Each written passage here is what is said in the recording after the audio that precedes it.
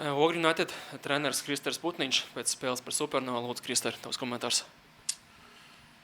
Jā, jau atkal jāsaka tā frāze, apsveicam pretinieks ar uzvaru. Taču šī bija spēle noteikti, kurā neteiktu, ka kopumā bijām sliktāki.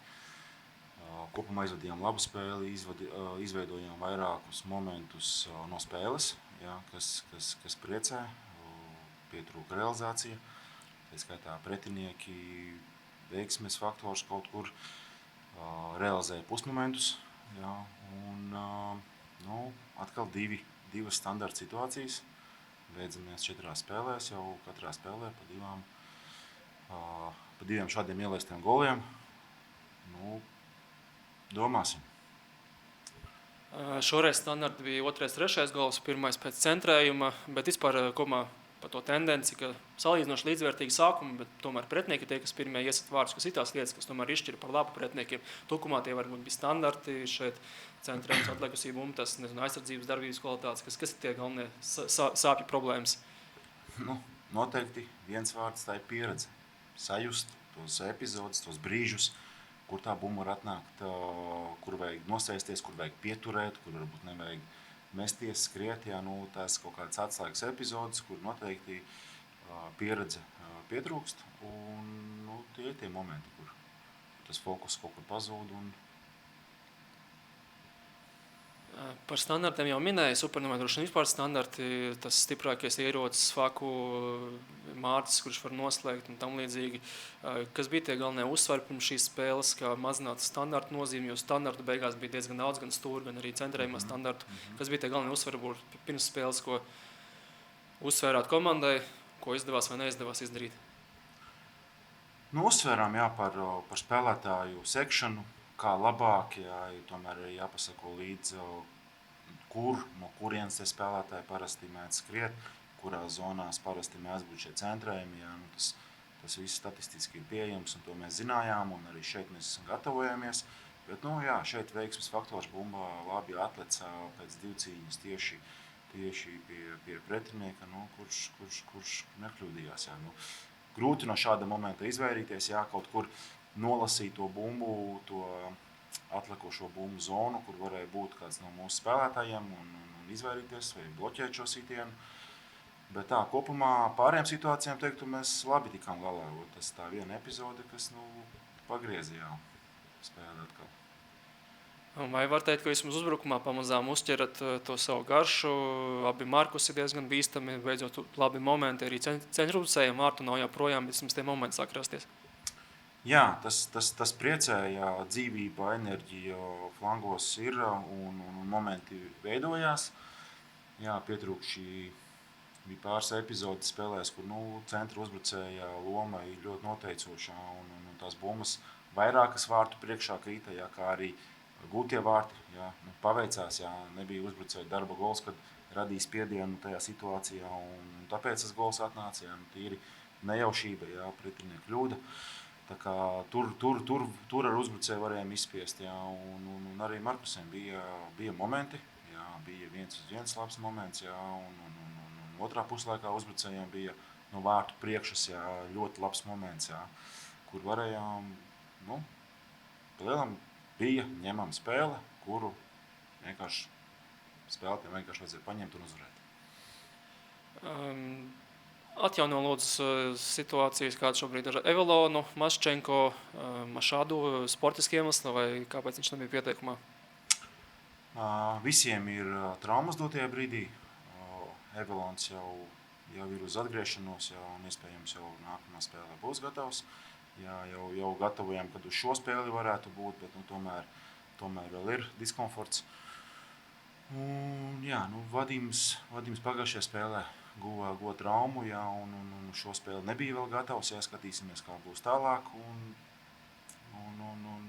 Felipem arī jau no Rīga FC spēles arī projām ir trauma, un pagaidām grūti komentēt, cik ilgi ir viņu šī atvesaļošanās, dotie brīdī kopējā grupā vēl nav. Jau izcēla, ka kārtībā reizi jāapsveic pretinieku ar uzvaru, jau izcēla, ka komanda ir maza pieredze šādā līmenī. Gan jau puiši redz, kas notiek šobrīd tabulā, cik tā atstarpe ar vienu turpina augt ar galveniem konkurentiem, tiešiem konkurentiem, kāds vispār noskaņojums šobrīd komandā, kā strādāt ar tik jaunu komandu, ar tādā situācijā esošu komandu, arī treneriem pašiem. Tomēr šajā līmenī tāds pieredzes īsti vēl mums nav.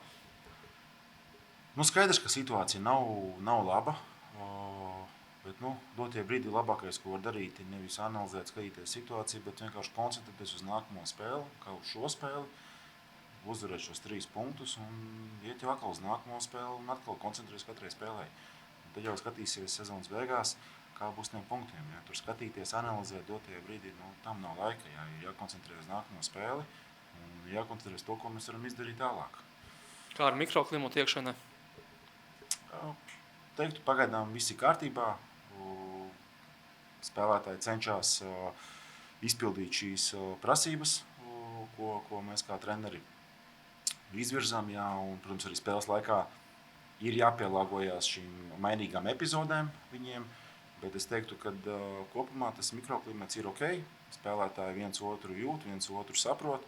Tomēr arī jauna arī komanda izveidota daudziem jauniem spēlētājiem. Jā, un tā saprašana savstarpējā, ja kurš ar kuru spēlē kopā, pozīcijās arī vēl veidojās. Jā, un tas arī veido gan ārpus laukuma viņu sadarbību, gan arī pēc tam laukumā. Jā. Tā kā teiktu, ka uzlabojās, ka ir ok.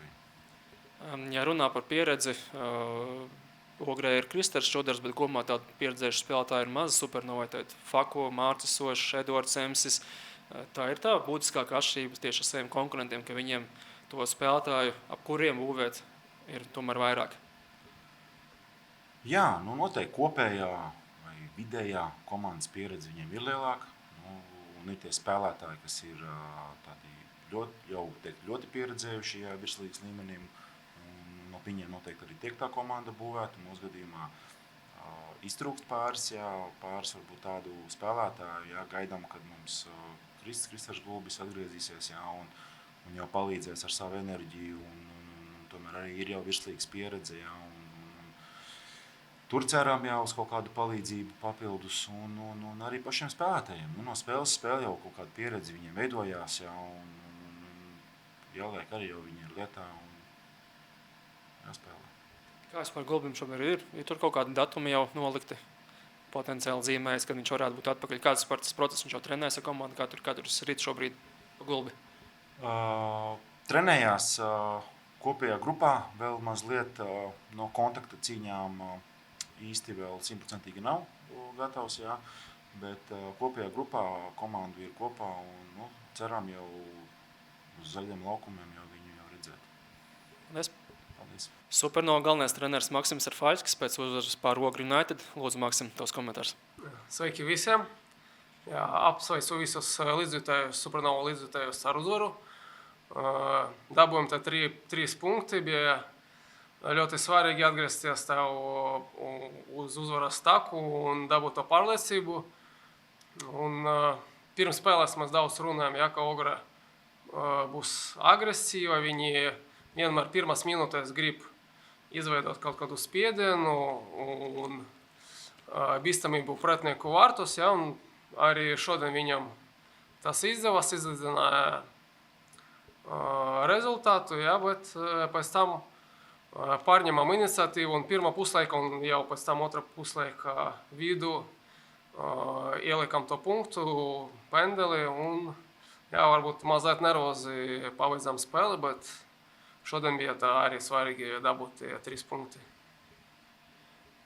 Maksim, ielaistie vārti izrunāja ar Jegoru un Dāvi, kas tur notika. Kurš pateica, kurš nepateica, kurš nospēlēja, kurš nenospēlēja? Man liekas, šis moments ir tāda ilustrācija mūsai spēlē šodien. Ja, īpaši pēc pirmām iesaistiem vārtiem, tāpēc, ka kaut kādā veidā čali vai zaudē pārliecību, vai bišķiņ kaut dažas epizodes nezināja, ko darīt ar bumbu. Pat ja Ogra nepresinga, un mēs palielam uzdevinājam tie vārti pretiniekam, ja, bet tas ir arī laba mācība gan vārdsargam, gan aizsargam. Arī mēs visu laiku no sākuma, ja, komunikācija ir atslēgpunkts, lai sarunāties, lai vadītu spēli. Vienkārši palīdzēt savam partnerim saprast spēles situāciju un ko vajag darīt. Ja, un šeit mazliet pieklibota komunikācija. Tā konkrēti es neizrunāju ar čēlim. Rītdien tā nomierināsies tās emocijas, ja, un varēsim arī izanalizēt un izrunāt visi kopā. Ja, bet tie momenti, jā, diemžēl viņi bija diezgan bieži šodien, ja, bet strādāsim uz to, lai atgūtu komunikāciju un pārliecību. Vienīgo reizi spēlē, kad aizsūtīja Mārciņu uzbrukumā, neskatoties turstienus un parastos standartus, viņš nopelnīja arī pendeli. Kā vispār tas lēmums tapa? Tur, principā, varēja arī nemesot tālu autu. Tas nebija obligāti jādara tajā brīdī. Man liekas, viņš vienkārši dažas brīžus sajūta, ka kaut kur viņš var pieslēgties. Ja? Tas bija viņa paša lēmums pieslēgties? Man liekas, jā, vai tur nebija tā, ka tas bija auto iemetiens, pēc tam atgriezījām bumbu atpakaļ sodalauku, un viņš tur palika. Varbūt. Jā, bet tas uz sākuma auto vispār iet. Tas bija viņa lēmums, vai tas bija treneru lēmums? Mums ir atstrādāts, tā kā, ja ir raus tuvāk 16 metriem, mēs metam diezgan bieži, un tas arī atnes rezultātu. Šis ir viens no piemēriem, un tur man nospēlējām arī atgriezījām to otro bumbu, un viņš bija agresīvs soda laukumu. Ja? Un tas ir mūsu normālā prakse, ka viens no variantiem, ka izveidot bīstamību pretinieku vārtos. Tāds divējāds jautājums. Mārcis sezonas sākumā bija daudz vārtu sasitis. Parasti to prasa par uzbrucējiem, bet vai drusku neuztrauc, ka Mārcis jau tik ilgi nav iesitis, jo standarta jums ir ļoti daudz, standarta jums ir liels ierocis. Vai vienkārši var arī teikt, ka varbūt Mārcis vienkārši pievērš divreiz lielāku uzmanību nekā sezonas sākumā? Gan, jā, jums ir taisnība. Uz viņu liek lielu akcentu visi pretinieki. Tas ir arī opcija, ka pārējiem spēlētājiem iesaist vārtiem. Bet, man liekas, sezonā sākumā tur bija svarīgais punkts, kurš viņa paņēma to iniciatīvu uz sevi un dabūja mums svarīgi punkti, vai arī priekš sevi, priekš komandais viņš dabūja to pārliecību, pēc tam citi spēlētāji arī pārņema. Ja? Man liekas, šodien labi arī aizvadīja spēli gan Valera, gan Edu, kurš izgāja un Agris. Ja? Agris jau otru spēli pēc kārtas sit vārti. Ja? Tagad viņš ir viens no līderiem uzbrukumā. Sanāk, ka joprojām nav nevienam vairāk par 3 gūtiem vārtiem. Vai nepietrūkst tāda spēlētāja, kāds ir Tukumam, Loko, tas ir viens un otrs, varbūt pa te nomaiņu pakomentē sīkāk. Vispār par to uzbrucēju situāciju jau drusku iesāk, bet varbūt tieši par devītniekiem, es domāju. Mēs gribam, lai mūsu uzbrucēji izsita vairāk. Ja? Šeit ir, tu skaties no malas, tu vairāk to spēli. Ja? Un šodien es pieņemu lēmumu, ka vajadzēja pat te pamainīt.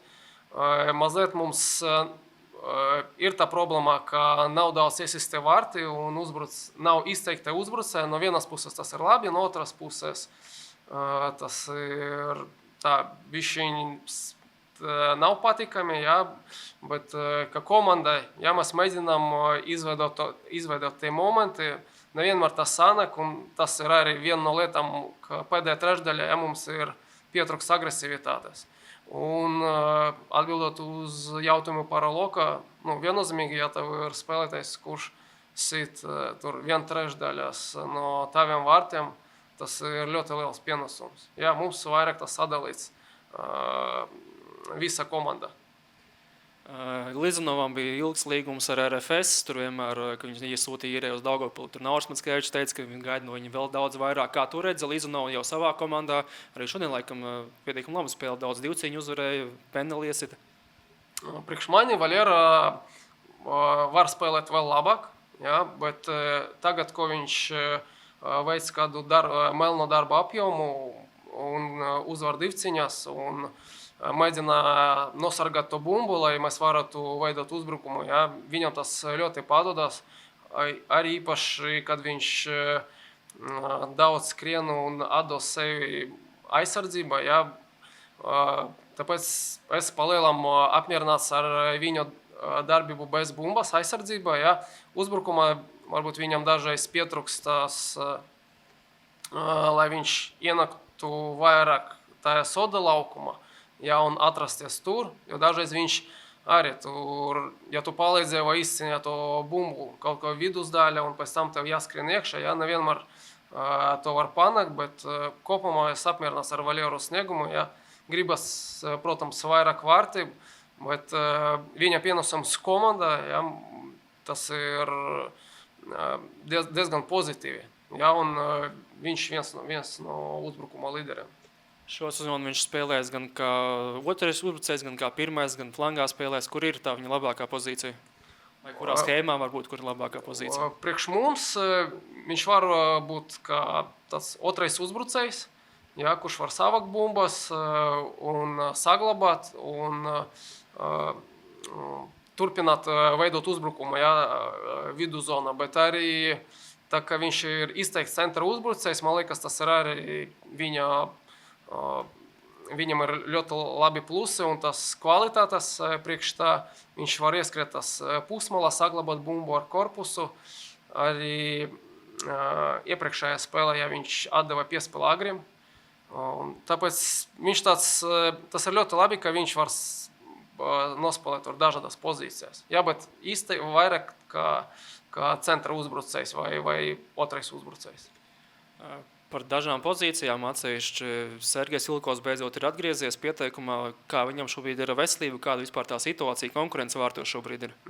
Man patīk tā konkurence, Sergejs ir atgriezies, viņš ir gatavs spēlēt, ja, un šeit mēs arī es izrunāju ar viņu, ka tā konkurence viņi ir izveidojušies dabiski, un tas ir labi, ja, un cik vārdsargi un arī spēlētāji var nokonkurēt savā starpā un parādīt savas labākās puses un augt šajā konkurencē, tas ir ļoti labi. Ja, un priekš vārdsargiem tas ir labs izaicinājums gan Sergejam, gan Daviem, ja, un tāpēc skatīsimies mūsu vārdsargu treneris. Arī mēs ar viņu visu laiku runājam par tādu situāciju un lemsim par Grobiņu arī, kurš būs pirmais numurs. Tātad šodien tas bija sportisks lēmums. Man liekas, lielākai daļai jābūt sportiskajam lēmumam. Ja tu esi labāk, tu spēlē. Ja, man liekas, ir varbūt kaut kāda izņēmuma, bet mūsu komanda... Domāju tādā ziņā, ka viņš varbūt vēl nav gatavs pilnībā. Nē, mēs izrunājam ar viņu, viņš ir gatavs. Ja viņš ir pieteikumā, viņš ir gatavs uz 100%.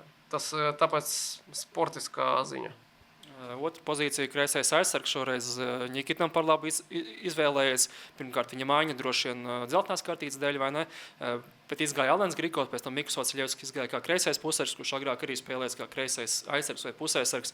Kā tu redzi to konkurenci un kāpēc varbūt Mikum vēl neuztic tās minūtes tieši kā kreisajam aizsargam, kāpēc neredz viņu tajā pozīcijā? Es redzu viņu tajā pozīcijā, bet mēs atgriežamies pie konkurences. Ja, uz doto brīdi viņš to konkurenci mazliet zauda, viņš ir blakus, un tā konkurence, kura izveidojas kreisajā flangā, arī Rikuta drīz būs atpakaļ. Ja. Un tāpēc šeit ir Grikovs sevi arī parādīja ļoti labi.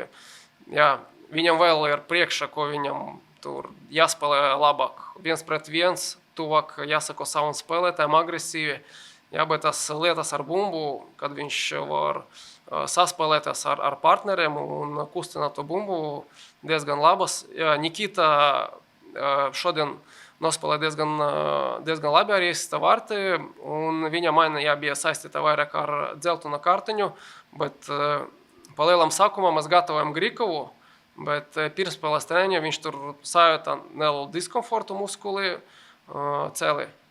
Jā, un tomēr pamazinājām Nikitu, jā, un šeit pēc tam Grika varēja iziet. Jā, tāpēc šeit ir laba konkurence. Tāpat arī citas pozīcijas, centra pusargi un pāri. Nu, varbūt tu Marcis, jā, tā pagaidām stabils pamats sastāvs spēlēties, bet tur atkal, ja tu atslabināsies, nu, tev būs problēmas un komandai, un tad mēs skatīsimies.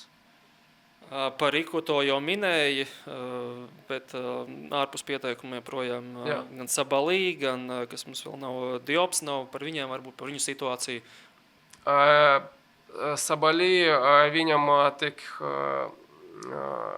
notika operācija, ja viņam bija krustniski saites plisums, un viņu izoperēja vakardien.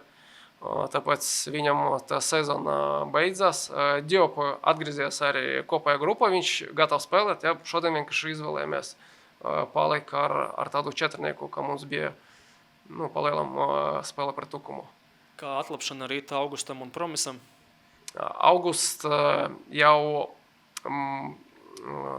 līdz mēnesa beigām viņš vēl paliks un trenēsies vairāk pie dubleriem uz zemu Dzintara Kazaka novērošanas. Ja? Un pēc tam viņš atgriezīsies pie mums. Ja? Es ar viņu arī nesen runāju. Ja? Mēs izlēmām, ka viņam pagaidām labāk būt tā līmenī, kur ir mazliet mazāka pretestība, ja? Bet gaidām viņu atpakaļ.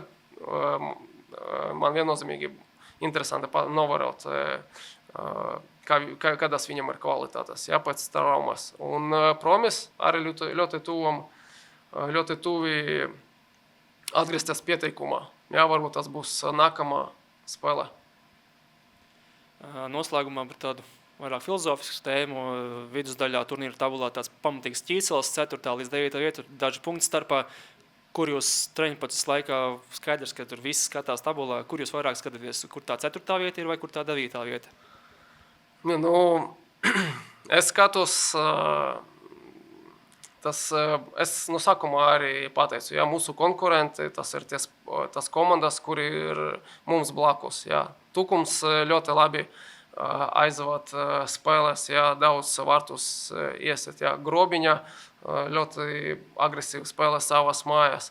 Ja, Daugavpils, Jelgava, ja, un arī Ogre, ja, nebija viegli, nevienam nebūs viegli pret Ogri. Ja, un tāpēc es domāju, šis ir tāds pulciņš, ja, un mēs konkurējam savā starpā. Ja, pagaidām mēs esam mazliet augstāk, ja, bet tāpat šeit ir, man tas patika, ir ļoti laba konkurence, liels spiediens, un tāpat arī spēlētājiem. Ja, šeit tas ir parāda tavu raksturu un cik tu var būt noturīgs un spēlēt zem šās spiediena. Pieminēja vārdu spiediens. Kāds spiediens ir no kluba vadības, uz kuru vietu viņi tur skatās? Viennozīmīgi vajag pēc iespējas augstāk Eurokausu, ja, bet mēs skatāmies, ejam no spēles līdz nākamai spēlē, ja, un mēģinām karāt, cik vairāk punkti mēs varam. Paldies! Paldies!